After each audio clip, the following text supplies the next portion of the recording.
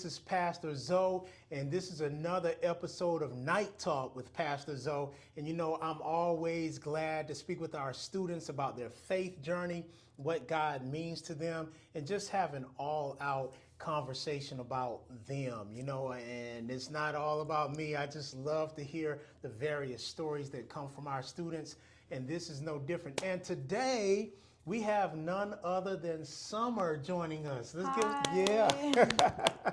Summer. So the interesting story about Summer is really the first time I really met her, she came up to me and she asked about singing during our chapel services. And I was like, wow, listen, a lot of you don't even know the background of our chapel ministry, but I've been here for 3 years now. And one of our goals were to have our students actually lead praise and worship. We've had generous people from the area, from the city, to come in and lead our worship. And it was just so good, and still is so good. But now we're beginning to have students to step up, and we'll talk with another one later. Amor, she joined us as well, and Denise has been playing the Cajun. So we just thank God for all of our students here at Warner just stepping up, and so I really appreciate that about her. But within that time, just the conversation that we had, there was a fire burning on the inside of her, and I'm like, there's a story she has, and I want to find out about it. So today we're talking to Summer. So Summer, welcome. Hi. I'm glad to be here, y'all. Yeah. So tell us a little bit, first of all, where you grew up, how's your upbringing, all that good stuff, where you from? Okay, so I'm from Las Vegas, Nevada. I grew up in just a regular household. We didn't go to church that much. I mean, I remember going to church like maybe once or twice, but it kind of felt like I was forced to go by my mom. Right. She also grew up in Vegas, and she's, has bipolar depression, and, she's just a very unstable person, but she's always been there for me as much as she could. And my dad, he was a very ambitious man and liked to work a lot. And so, growing up wasn't the best, but I still made the most out of it. I had my grandma; she was great. And then I played volleyball my entire life. Wow. Okay. Yeah, like since I was probably like, yay high. Wow. So I've loved volleyball ever since I was a kid, and I knew that I wanted to go to college for it. So I picked Oregon for some odd reason to come and play at Multnomah University, and I played there for about 2 years. And after that, the school shut down. I'm pretty sure y'all have heard. And I decided to go to Louisiana. And from there, I was in Central Louisiana, heart of the South. And I had a great time. I met lots of great people, and that's where I found my home church, and I got saved. Oh, wow. And I got baptized out there. And then, after that, my life's really never been the same, and I just been living with God and walking with God. And that is so yeah. awesome. Tell me a little bit about that experience in Louisiana. You said you found a church and got baptized. So tell me about that transition. What was there like a hunger you had, or you just stumbled on it? What happened? Walk me through that. My dad, he passed away my freshman year of college. Like the first week that I got to Multnomah, he passed away. Wow. And it's like he waited for me to leave before, because I feel like he knew that if he passed away and I was still there, I probably wouldn't have ended up going to college. Wow. And I would have been really like distraught from that. And since I was already there, I knew that's where he strived his whole life to get me, was to play volleyball in college, and he was so proud of me. And so, I really just tried my best that year, but I did fall short, and I got involved with a bad crowd, and all we did was drink and just do things that we shouldn't have done, that just didn't help my situation with depression or any other problems I had at the moment. Right. And I actually came here with a boyfriend of mine that we were together for 4 years, and we ended up breaking up after my dad passed away, because it's just something had to give. Like I just felt like my life was just like I lived alone with my boyfriend for 2 years in high school, so I was very independent already. And so when I moved up there, I felt like it was time for a change, and I just had to break free from how I felt in Vegas and Wow. all that. So after after that year of like just grieving my dad and not doing very well in school, I failed a few classes, but I mean, I don't know, I was just very lost at that time. And then my second year, I just tried to, just grow as a person. And it's funny because last year in the beginning of January, I was still at Multnomah, right? And I was starting to, get into like the Bible. Like I was interested in the Bible, but I didn't really read much.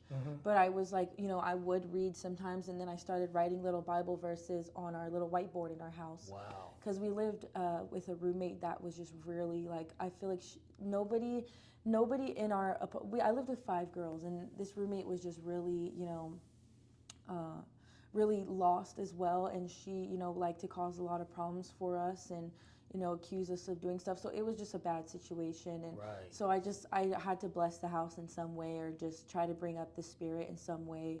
And then, after that, I decided to leave because Multnomah was going downhill, and so I found a school out in Louisiana. I sent the woman, the coach out there, an email about, like why I'm transferring and why I chose Louisiana, and I told her about my dad, and she emailed me back and was like, my dad passed away too, and we would love to have you visit here. And so I went on a visit in like May of last year, and then I ended up moving to Florida. That's where my family lives, Pensacola, Florida. Okay. My mom moved from Vegas to Florida after her husband passed away as well. So after my dad passed away, her husband passed away. So it's just a lot was going on. Yeah. And then I moved over to Louisiana in the South, and I got to meet a whole bunch of my new family that I've never really met before because I've never been over there. And my mom always told me about my family out there. So Wow. yeah, I got to meet a lot of cool people. And then once I went to school, I met this friend on the volleyball team. Her name was Dynasty. And Dynasty was a pivoting point in my life. And at this point, like a lot changed, and I was very lost, and I just wanted to do better and grow. And I was just looking for something, I wanted to feel something and feel better and just stop feeling like, hopeless. And I met Dynasty, and she introduced me to the church, and we started going to church together, and her faith in God was so persistent. We had this conversation. We were outside of Crumble Cookie. We were just chilling outside of Crumble Cookie, and we had this conversation, and all she did was have a persistent rebuttal for all of my questions. Like, why, like, I want to believe in God, but, who's to say when we die? Who's to say that you just spend all your time believing in God and we die and nothing happens? And I'm scared of that. I was always scared of putting my faith in something and then dying and then nothing happened from there, Right. and none of the stories that you ever hear happen, so I was afraid of believing in something that probably wasn't going to be real, so that was my reason. And she just had a just the persistence in her belief and her faith. Just she was like, this is what it is. And she explained stuff to me, and I even asked her, like, I'm worried about if my dad went to heaven and all that. So we went to a church, Zion Hill, and it was down the street from our school. That was the first church we went to together, and we liked it. It was nice. One of the pastors there was a teacher at our school.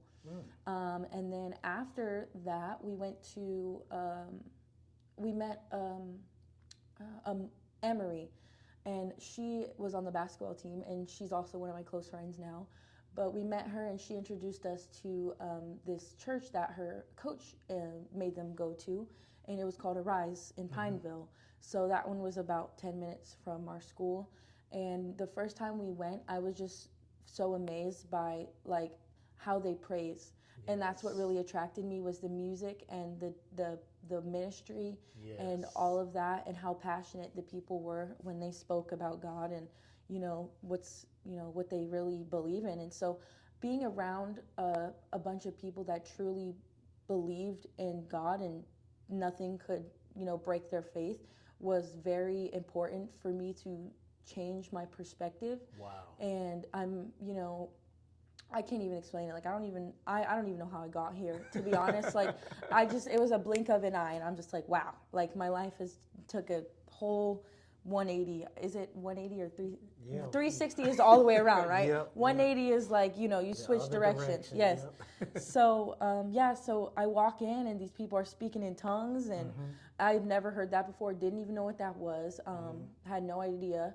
And then I see this woman, she has this flag, and she's just using this flag and dancing, and then she falls to the floor and starts crying. And you know, I was scared at first. I'm gonna be honest. It was Right. very scary and intimidating. And you know, the first thing that you want to make is a judgment based on like, okay, these people are, why are these people look weird? Like, why are they doing that? And me, I've always been a humble person, and I don't feel like judging people is, you know, good. Or I've always had like a, a soft heart for the outcasts, like for the people that aren't accepted by society, because you know I was always in that position as a kid, like I got bullied and stuff, so I was never like, you know, the person to judge. And so I was just very open to it, and but I was scared at first, I'm not gonna lie.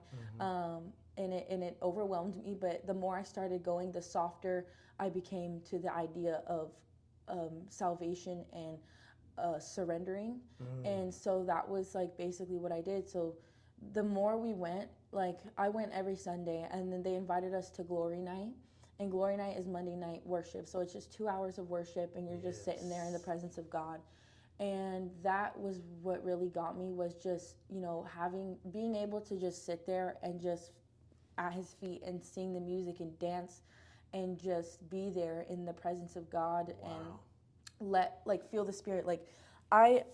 Ever since I came back out here, I've really just been trying to find a place where I could feel the Spirit of God. And you know, I've struggled a little bit, but since I started singing, like I get that feeling again. Like when I'm singing a song, I just feel like, you know, I'm there with him. He's there with me. You know, I'm singing to him. So I don't know. It's just it's how you look at it. You know, it was the perspective at the time. I was open to everything, and you know, the more I went, I got to know my pastor. Our church was run by an apostle, and a woman pastor. And I know a lot of people, you know, make judgments based on, you know, who's pastoring and where the authority comes from. But these people, they were just very powerful. And and every time I went to church, they had a word for me, and it spoke to me every single time. It just matched with every bit of everything I was going through while I was in Louisiana. So, you know, I just slowly started to change my habits. I started to take my health serious and quit doing, you know, smoking and drinking and, you know, just all those things. I had to stop. You know, I had to stop, and I couldn't do it out there anyway. They were strict, so it's you know, like it's something that like I felt like I was sheltered, but I felt like it was good. Like it was good, sheltered discipline. Right. And I was able to truly focus on my grades. Like I got straight A's when I was out there. That is awesome. You know, I was doing better in volleyball. I was really just trying to keep my head high and just work on myself and my confidence. And God really helped me through all of that. And I've really changed as a person. So, That is so good. I'm starting to understand now because I've really never had a student come to me like first time and just request, I need to be doing something. Yeah. Can I say? And I was like, that is, what is her story? Yeah. And now I'm beginning to understand.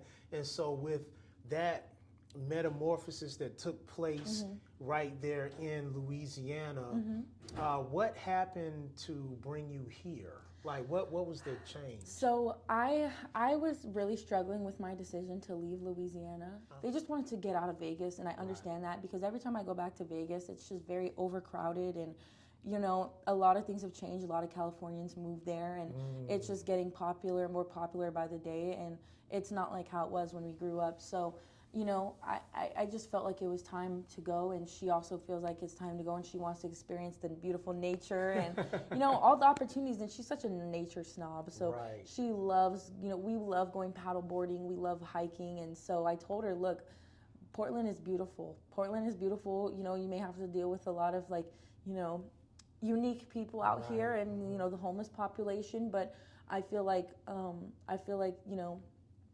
once you get past all of that, like you find your place, and you get to explore the beautiful nature and all the cool shops out here. So Yes. I was really just talking it up, and I really wanted her to move out here because I thought she'd fit in perfectly, And so when it happened, I was like very surprised, and I was like, okay, well, I want to be with you. Like I want to live in Portland with you.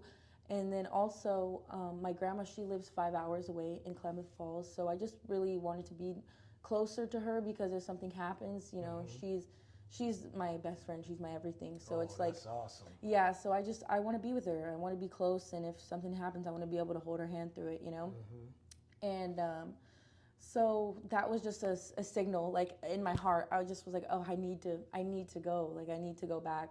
And I missed my friends, and also the school out in Louisiana didn't accept a lot of my credits for Multnomah, so they wanted me to stay longer than I had to, and I knew that if I came to like Warner or some other college out here, the credits would transfer, and I know for Right. sure because they're familiar with the curriculum. So Right. I just something told me to come back, and I was wrestling with it because I was like, well, is this voice really from God telling me to stay here? Like, it's like, no, just stay here. Because I was like, I would stay up all night just thinking about it. Like, oh, what should I do? Like, what should I do? And I was journaling a lot when I was out there. Like, I have this journal that I filled up, and it started from when I first got to Louisiana to when I, was saved and I got baptized. Wow. And you could see the transition even in the journal, like my thoughts and how I thought and how I, like the habitual thoughts that go through your head on a daily basis, it changed.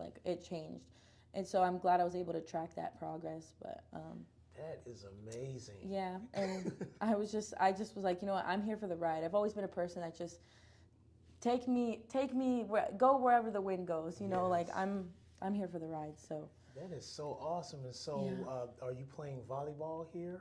Yeah, I recently, I was wrestling with that idea as well. I wanted to quit volleyball, but I always wanted a senior night. So I don't know. I just really, that was my motivation to keep playing, and hopefully I could, I played volleyball at Multnomah, so I know the competitors. I know, what to expect, and I played Warner before. So I was just familiar with it, and I was like, it might as well. Like I really enjoyed playing volleyball out here with the competitors because this is the best conference in the United States at the moment. And even in Louisiana, like the Louisiana conference was not as good as the conference out here, so it wasn't as competitive. But I did enjoy it. I'm just sticking with God, and if God wants me to play, He'll put me in the right direction. And I've met a lot of the volleyball girls already, so I have a good feeling that I'll be able to play. That is so awesome. So what, other than the chapel being mandatory, what kind of drove you to come to chapel? Was it just want to check it out, or what was it? I don't know. I mean, we were in Louisiana. We had to go to chapel, but I really enjoyed the chapels out there because it was in a big room, and they had a full band, and it was great. And it's just so funny seeing the difference between Louisiana and up here because it's like a day and night. Like it's like when I went to Louisiana, I felt like I went back like 10 years. It was very odd, especially being in a small town. And so, being back up here, I've been trying to adjust again and, figure out where I can find a place that's similar to Louisiana. But, that's not always the case. But what drove me to come to chapel was I just wanted to hear the word. I just wanted to see what it was like here. And it's funny because here is the most I felt. Like all the people I've met here is like reminds me of the people in Louisiana because I've been to like 4 churches already. Like I went to the Trinity Church. It's a Pentecostal church. I went to the Rose Church. I went to Kingdom Movement, and now I'm going to be going to Anthem, which is where Jeffrey he pastors at. Yes. Yep. So, yeah, I just been really just trying new things, and I've always wanted to sing. When I was a kid, my mom put me in this thing called School of Rock, and it's like the movie, but we sang a whole bunch of rock songs, and we would perform at like the House of Blues and, just places in Vegas. And I just remember like I loved performing and I loved being a part of that. And so it's funny how like God prepared me for Yes. like prepared me when I was young to have that confidence to be able to sing in front of people, so that like I could be here now and I could, you know, live live in his purpose for me, like just for now. Like, not saying I'm going to be doing this forever, but who knows, it just depends. So You know, I just want to encourage you, just as you're talking, God's just showing me a lot of things about you, which I will share partially, yeah, because I don't want to scare you with everything. yeah.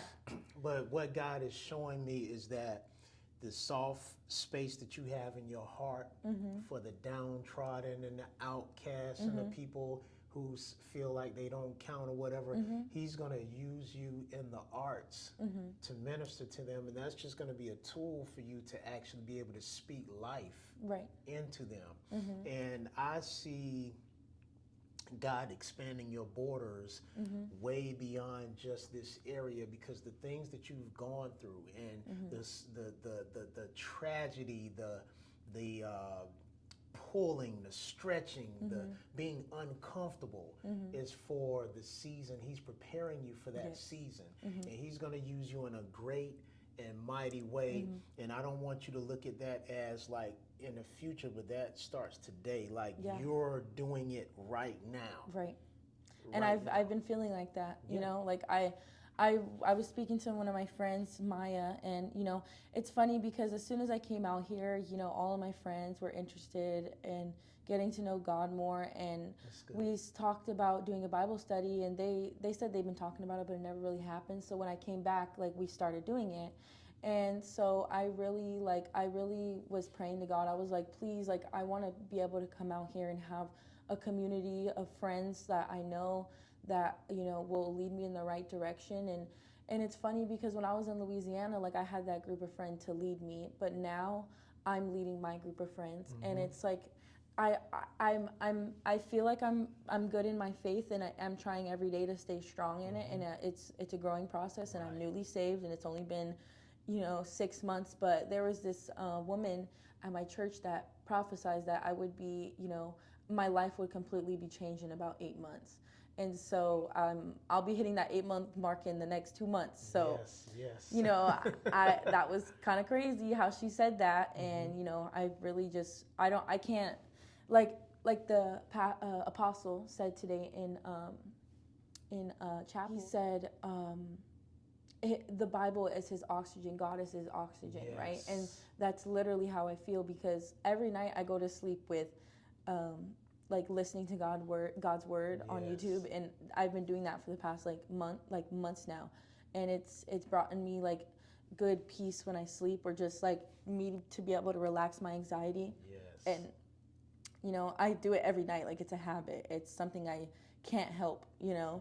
So I don't know, I'm really just trying to grow as much as I can in God, and just turn the other cheek away from the stuff that I used to do, and just try to move forward, because all I've ever wanted to do was just, you know, be successful and make a positive influence on people's life, and have God, you know, use me in a good way to help others. And that's all I've ever wanted to do since I was a little girl. Like, maybe I didn't even know God really, but, you know, I always had something within me that wanted to do good. And I knew that from like when I was young, you know. Like, it's crazy how it's always been like that for me, where I just always wanted to be nice to everyone and try to help everyone I can. And you know, I was never a bad apple, I guess. I love to say, with confidence, I'm glad to say I was never a bad apple.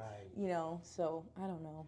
Well, you know, God is going to use all of those things. And one thing I like to say, when you're baking a cake, you have different ingredients. You won't eat the salt or the flour because, oh, that's nasty. I don't like that. But once you put all of it together, it makes a beautiful, beautiful dish. And I say the same thing with music. You put this instrument and that instrument together, it makes a nice symphony. A harmony. Two different people together creates a beautiful harmony. Absolutely. Two different tones of voices. So that's what I see in you, and I'm excited about what God is doing in your life right now. And I'm looking forward to seeing what he's going to continue to do in your life, because you are a leader in the true in purest sense of the word, because anyone that can just be in a new environment and just come straight up like you did. Yeah, it was I just see nerve wracking. It was nerve wracking. I was like, who should I go talk to?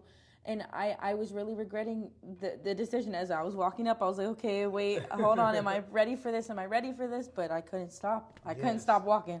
I couldn't help myself from saying what I needed to say and what I felt like I wanted to do. And so I've always been like that, just very bold and just straight to the point, you know. I love And it. I want to get involved immediately so that I can, you know, fit in where I fit in and help who I help. We are glad Yes. that you are here. I'm so glad that you Thank took you. that bold step and you stepped out on the water, so to speak. Yes. And Trusted and God. just continue to do that. And this is training ground for you. But once again, we're glad you're here, and you're a great asset already. Thank you. And people are going to continue to check you out and be like, is she real? Is she real? But as you continue to be consistent, you'll start seeing, and you already saw the transition. First, and we're always pulling on people. You know, I have a circle of accountability as well, but now you found yourself being the one eating from somebody's table, and now you have the table that people are eating from. So that just shows you God The has power set of you God. apart. Yeah. and honestly, like that's all I've ever wanted, you know, just for people to see me, you know, for like who I am. And I know everyone wants to feel that way. And I know deep down everyone wants to, you know, be recognized for all the good that they do and, you know, all that. And I've been staying humble, and I know that staying humble is the most important part, because I will never give myself more praise than I deserve. You know what I'm saying? And I won't take more praise than I deserve, because I feel like there's more to do, you know, at the end of the day. So, you know, that's just a word. Stay humble out there. Stay Good humble. stuff. Well, that leads me to this segue that I ask most of our students. And so for those who may be out there right now and they're like struggling with confidence, this is happening in my life, and oh, y'all don't understand, and just in a tight spot right now, I'd like for you to take this moment and just encourage your peers right now. All right. So I'm gonna be real, y'all. I did not grow up in the best, you know, way, and I did everything you could possibly think of, right? And you know, no matter how deep you're in the hole, no matter how deep you've gone, no matter how far that you've strayed away, and you don't think there's no coming back from that, and you're just convinced that there's no coming back, and you can't repent, and you can't change your life. Just know that it starts with you and your mindset and what you want to do at the end of the day. And you know, you can't do it alone. You have to lean on people. You have to be there for yourself as well. You need to love yourself just as much as you love another person. Let's say a boyfriend or a best friend. And you know, you can't put your trust in people. You have to put your trust in God, because people aren't perfect and they'll always let you down. And you know, not saying that's everyone, but for everyone that's had an experience with a person that's let them down and they've loved that person to the end of the earth, you know, just know that they're not perfect, and the only person that you can really trust is God, because He's never going to let you down. Yes. He's never going to let you down, and that's what I've learned. And you know, I was a people pleaser, and I wanted to make everyone around me happy, and you know, meet everyone else's needs and fix everyone I possibly could. But you know, I'm not God. I'm not Jesus. And I don't have that much influence besides just being who I am and filling people's cups as much as I can. But you have to watch your own cup. That's all I gotta say. You gotta watch your own cup and get your motivation, and you know, just try to do better every day. Just try to do something better and try to do something good. And watch how it changes. Watch how it changes your life, because you know, you gotta take care of yourself, and that eventually flows on others once your cup is filled. So that's my testimony, you know. Hey, you heard it here. Yeah. It's Summer, and we're glad to have her here at Warner Pacific University. And listen, God is so good and so worthy to be praised, and we just thank Him for continuing to bless us with students such as Summer. And we have more stories coming your way. And we want to remind all of you that the best is yet to come. God is in love with you. And here at Warner Pacific University, we are igniting a flame of purpose that can never be extinguished. Thank you for joining us here with Night Talk with Pastor Zoe. God bless you. We'll see you next time. God bless. Bye.